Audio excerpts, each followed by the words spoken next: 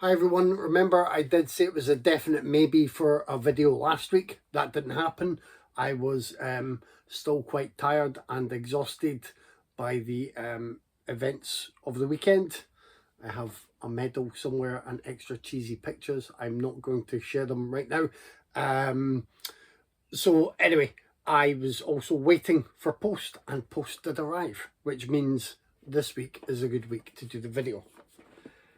As I mentioned on the podcast, I did go and see Mission Impossible Dead Reckoning Part 2, which they keep mistakenly calling Final Reckoning.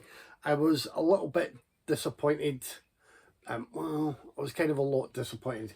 That is a film that's over 2.5 hours long and doesn't have enough set pieces to make that runtime bearable, especially when you have at least the first half of the film mainly given over to people underlining the point that Ethan Hunt is both the cause and the possible solution to all the world's problems, and kind of always has been. He is the Christ figure due to save us all, and it is his final reckoning. It is the world's final reckon. What do you reckon? It's a wrecking crew that's coming to be a final reckoning. There's a reckoning coming. So that was a bit disappointing. But what wasn't disappointing was the popcorn bucket. Yeah, I had to get the popcorn bucket. You can see images from the other films all around there. And I just think that's great. And, you know, I didn't get to see every Mission Impossible film in the cinema. I think Dead Reckoning Part 1 might have been the first one I got to see at the cinema. And it was well worth it. It was an amazing cinematic experience. So I'm glad that I went to see Final Reckoning. I am happy to have enjoyed some of it on the big screen, because some of the big screen moments are big screen moments. And that is what the series has delivered now for years. And I'm really happy that I picked up a popcorn bucket that celebrates the whole series, because it's a fantastic movie series. Now, if they'd had a Final Destination Bloodlines popcorn bucket, perhaps with blood oozing down the sides, I might have been tempted by that as well, especially if there was a death from each movie. But it wasn't to be, and I don't think my partner would have allowed it. Movie-wise, there have been a few upgrades that just arrived in the post. I'm not going to open everything up, but I may give you a peek at some of them. So Roadhouse is a cheesy classic. I'm not the biggest fan of this artwork, but I just went with the classic image inside. The best thing about this is it includes a double deuce coaster that I will use. I will definitely have one of my many non-alcoholic beers that I enjoy at a weekend on that. This is the is it the just the Blu-ray version, or did I get HD as well? I can't remember. I think this is just the Blu-ray version. I'm getting confused now with different formats that I buy. You all know Roadhouse. If you don't, you should experience Roadhouse. It's great fun. It's ridiculous. I think I've said before here, I also enjoyed the new version of Roadhouse. I'm not going to call it a remake, although there is a similarity in a lot of ways that, I mean, it's easy enough to call a remake, but it tries to put some different style on the fights and the set pieces, and I really liked that. I know some people didn't. I really did. I really liked the humor, and I really liked their different ways to motivate the central character as someone capable of handling himself and violence, but not wanting to be in that position, whereas to handle himself and use violence. Yeah, I really liked it. I thought it was fun.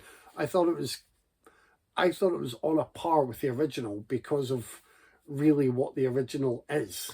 Like, the original is no gold-plated classic. It's a great, fun film that we all enjoy for a variety of reasons. Like, some women will happily just sit down and watch Roadhouse just because of Patrick Swayze and Sam Elliott. Some men will do the same. Some people who are attracted to Patrick Swayze and Sam Elliott will just sit down and watch it for that aesthetic beauty. Others will enjoy some of the fights. Others will enjoy some of the cheesy dialogue and the over-the-top villain. And some people will enjoy the whole package. But it's, you know, it's not up there, but it's kind of up there for being fun. Anyway, one that I know less people will love, and many less people will have seen probably, is King of the Ants. I got this from, I want to say, is it Film Treasures or Treasure Films? I mean, it's on there, and once again, I forgot to put my my reading glasses on. But what you have is a cleaned up print, I guess, an audio commentary, lots of special features on there. I also got a poster, which I don't know if that'll ever go up. There's it's a sticker or a fridge magnet. Let's have a look. I mean, it's not the most it's not the nicest collectible I've ever picked up, but there you go.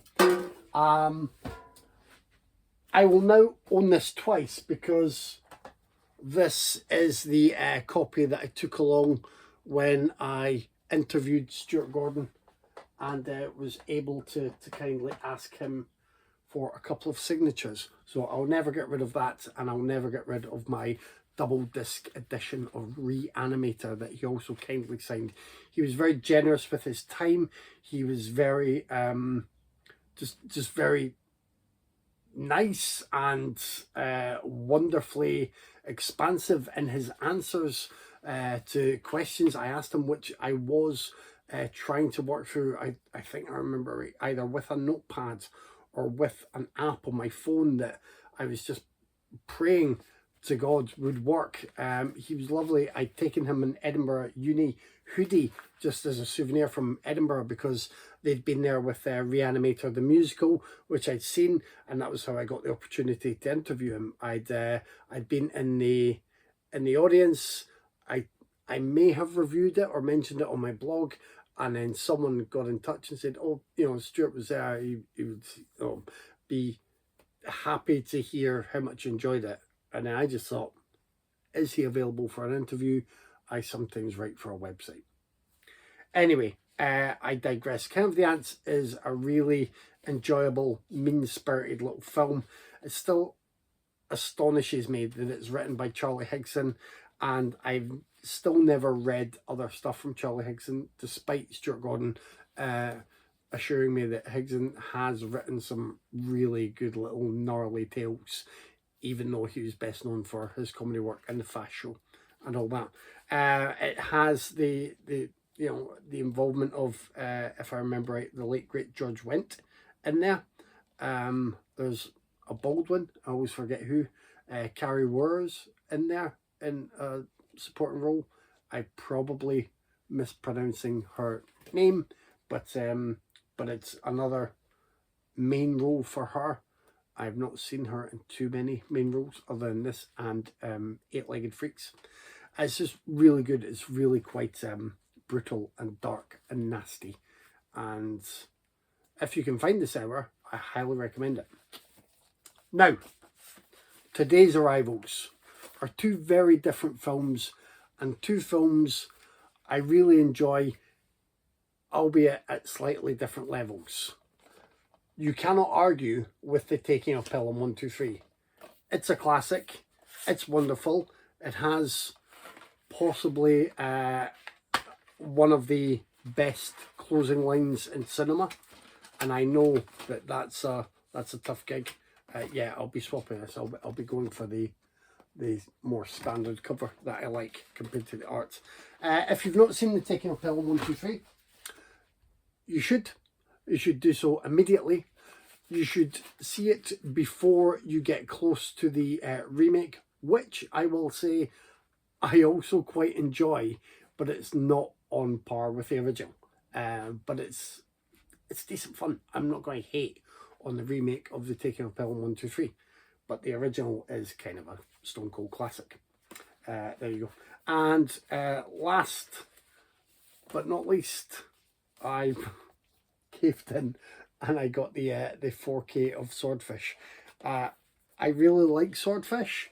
I think it's a really good looking film, not just in the moment that Halle Berry earns her massive bonus for just having an unnecessary topless moment. And yeah, eventually I will get a 4K player and TV set up somewhere. Not here, because this is a cinema room and the 3D TV is still working fine with the 3D player and the surround sound system, and I still like 3D fun. But perhaps an option for another room, because I'm still enjoying the Apple goods on my Apple box, and yeah, a lot of those can be available in 4K as well. I think a lot of the stuff I've bought digitally is sort of 4K compatible. So the idea is to get the TV first, start seeing some of the 4K material on the Apple box, either films I own or even some of the shows, and eventually a little 4K player that will go there and either replace or sit alongside the little Blu-ray player that I have in the front room, only because it was hackable to be region free for a couple of the sets that I need it for. That is the plan. It's almost as good a plan as the Swordfish plan. And if you've seen Swordfish, you know that's a good plan. Anyway, great soundtrack, I think. Great visuals. I've not seen this in ages. I maybe need to dig out my DVD of Swordfish and watch it while I save up for 4K compatibility. That's it.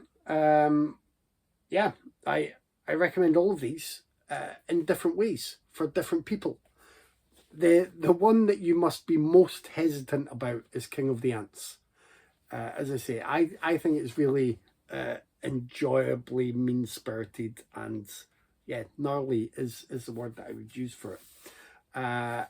Particularly if you like Stuart Gordon's work, but you are more familiar with Reanimator, From Beyond, Dolls, even the enjoyable silliness of Space Truckers, things like that. King of the Ants feels quite removed from those kinds of films, but it's yeah, it's almost like someone, you know, just managed to put together this project by the skin of their teeth and then just get out there and get it done. And it feels, yeah, it feels like that kind of impressive little indie film. I'm not sure if it had much backing. Bizarrely as well, I believe, and I mentioned this to Stuart Gordon when I interviewed him, he did some work with the Asylum, and it is, you can see on the back, the Asylum is there, little badge. You know, the Asylum wasn't always Sharknado 5 and Transmorphers 2. It had some irons and different fires when it first began, and then it turned into something else with the creature features and the mockbusters and things that I think have helped it to stay fairly profitable and make a place in the sort of consciousness of those who trawl the depths of low budget schlock. Low budget schlock is where I'm ending this week. That is it. I hope you enjoyed the video. Please feel free to comment. I say like, subscribe, but most people who see the video have already liked or subscribed, but I'll keep saying it regardless. And we shall see if anything arrives by next week. If not, I'll try to figure something out. Until then, Take care.